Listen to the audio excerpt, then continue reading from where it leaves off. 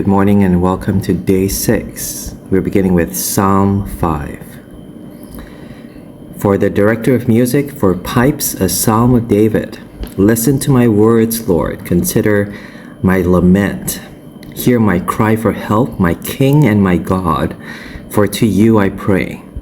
In the morning, Lord, you hear my voice. In the morning I lay my requests before you and wait expectantly.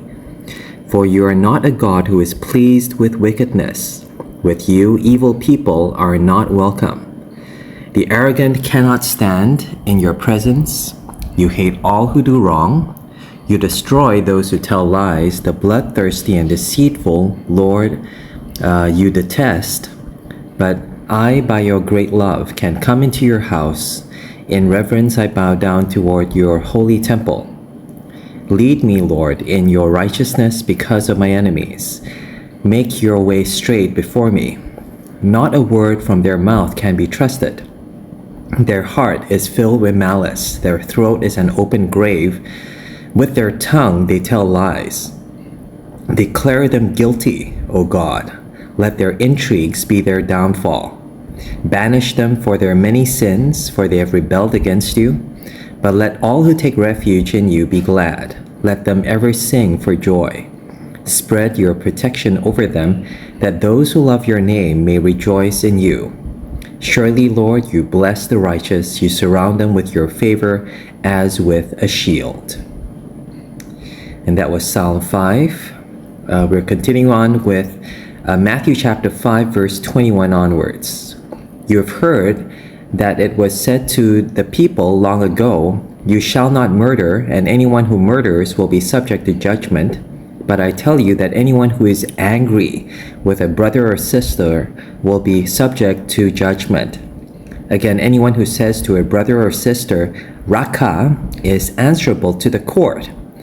And anyone who says, you fool, will be in danger of the fire of hell. Therefore, if you are offering your gift at the altar, and there remember that your brother or sister has something against you, leave your gift there in front of the altar. First, go and be reconciled to them, then come and offer your gift. Settle matters quickly with your adversary who's taking you to court. Do it while you're still together on the way, or your adversary may hand you over to the judge, and the judge may hand you over to the officer, and you may be thrown into prison. Truly I tell you, you will not get out until you've paid the last penny. You've heard that it was said, you shall not commit adultery. But I tell you that anyone who looks at a woman lustfully has already committed adultery with her in his heart. If your right eye causes you to stumble, gouge it out and throw it away.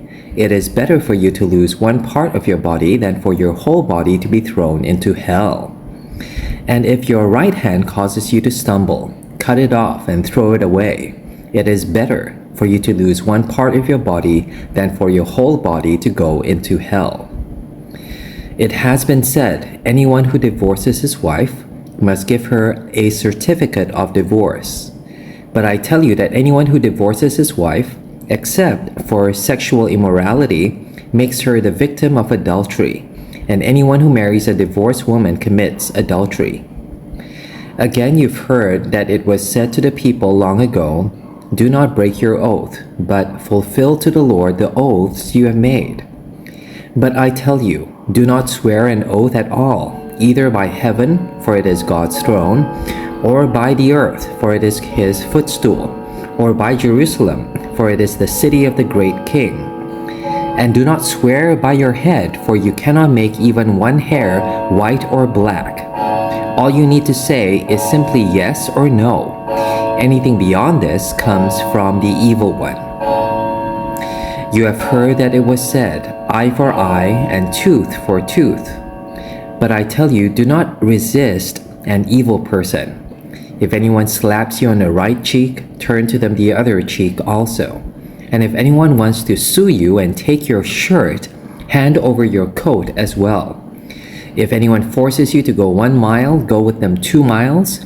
Give to the one who asks you, and do not turn away from the one who wants to borrow from you. Finally, this is Genesis chapter 11 from verse 10. This is the account of Shem's family line. 2 years after the flood, when Shem was 100 years old, he became the father of Arphaxad. And after he became the father of Arphaxad, Shem lived 500 years and had other sons and daughters. When Arphaxad had lived 35 years, he became the father of Shelah. And after he became the father of Shelah, Arphaxad lived 403 years and had other sons and daughters.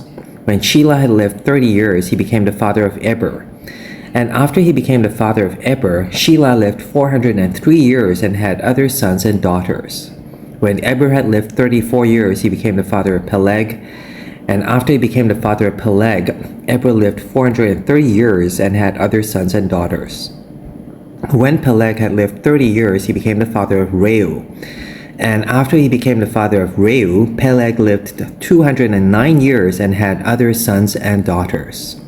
When Reu had lived 32 years, he became the father of Serug. And after he became the father of Serug, Reu lived 207 years and had other sons and daughters. When Serug had lived 30 years, he became the father of Nahor.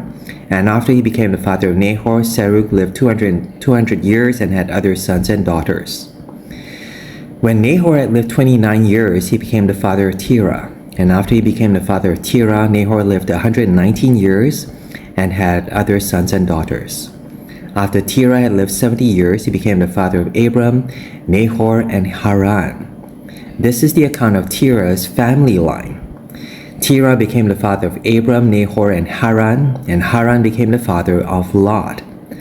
While his father Terah was still alive, Haran died in Ur of the Chaldeans, in the land of his birth. Abram and Nahor both married.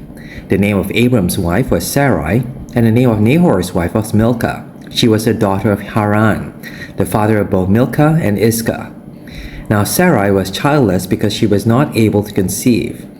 Terah took the son Abram, his grandson Lot, son of Haran, and his daughter-in-law Sarai, the wife of his son Abram.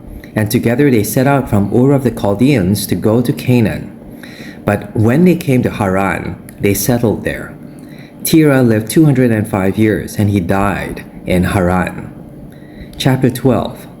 The Lord had said to Abram, "Go from your country, your people, and your father's household to the land I will show you. I will make you into a great nation, and I will bless you. I will make your name great, and you will be a blessing. I will bless those who bless you, and whoever curses you I will curse, and all peoples on earth will be blessed through you." So Abram went, as the Lord had told him, and Lot went with him. Abram was 75 years old when he set out from Haran. He took his wife Sarai, his nephew Lot, all the possessions they had accumulated, and the people they had acquired in Haran, and they set out from the land of Canaan, and they arrived there. Abram traveled through the land as far as the site of the great tree of Moreh at Shechem. At that time the Canaanites were in the land. The Lord appeared to Abram and said, "To your offspring I will give this land." So he built an altar there to the Lord who had appeared to him. From there he went on toward the hills east of Bethel and pitched his tent, with Bethel on the west and Ai on the east. Then he built an altar to the Lord and called on the name of the Lord. Then Abram set out and continued toward the Negev. Now there was a famine in the land, and Abram went down to Egypt to live there for a while because the famine was severe. As he was about to enter Egypt, he said to his wife Sarai, "I know what a beautiful woman you are. When the Egyptians see you, they will say, 'This is his wife.' Then they will kill me, but let you live. Say you are my sister, so that I will be treated well for your sake, and my life will be spared because of you." When Abram came to Egypt, the Egyptians saw that Sarai was a very beautiful woman. And when Pharaoh's officials saw her, they praised her to Pharaoh, and she was taken into his palace. He treated Abram well for her sake, and Abram acquired sheep and cattle, male and female donkeys, male and female servants, and camels. But the Lord inflicted serious diseases on Pharaoh and his household because of Abram's wife Sarai. So Pharaoh summoned Abram. "What have you done to me?" he said. "Why didn't you tell me she was your wife? Why did you say she is my sister, so that I took her to be my wife? Now then, here is your wife. Take her and go." Then Pharaoh gave orders about Abram to his men, and they sent him on his way with his wife and everything he had. Chapter 13. So Abram went up from Egypt to the Negev with his wife and everything he had, and Lot went with him. Abram had become very wealthy in livestock and in silver and gold. From the Negev he went from place to place until he came to Bethel, to the place between Bethel and Ai, where his tent had been earlier, and where he had first built an altar. There Abram called on the name of the Lord. Now Lot, who was moving about with Abram, also had flocks and herds and tents. But the land could not support them while they stayed together, for their possessions were so great that they were not able to stay together. And quarreling arose between Abram's herders and Lot's. The Canaanites and Perizzites were also living in the land at that time. So Abram said to Lot, "Let's not have any quarreling between you and me, or between your herders and mine, for we are close relatives. Is not the whole land before you? Let's part company. If you go to the left, I'll go to the right. If you go to the right, I'll go to the left." Lot looked around and saw that the whole plain of the Jordan toward Zoar was well watered, like the garden of the Lord, like the land of Egypt. This was before the Lord destroyed Sodom and Gomorrah. So Lot chose for himself the whole plain of the Jordan and set out toward the east. The two men parted company. Abram lived in the land of Canaan, while Lot lived among the cities of the plain and pitched his tents towards near Sodom. Now the people of Sodom were wicked and were sinning greatly against the Lord. The Lord said to Abram after Lot had parted from him, "Look around from where you are, to the north and south, to the east and west. All the land that you see I will give to you and your offspring together. I will make your offspring like the dust of the earth, so that if anyone could count the dust, then your offspring could be counted. Go, walk through the length and breadth of the land, for I am giving it to you." So Abram went to live near the great trees of Mamre at Hebron, where he pitched his tents. There he built an altar to the Lord. Lord, help me this year to follow your directions, one step at a time, to live under your blessing and bring as much blessing as I can to everyone around.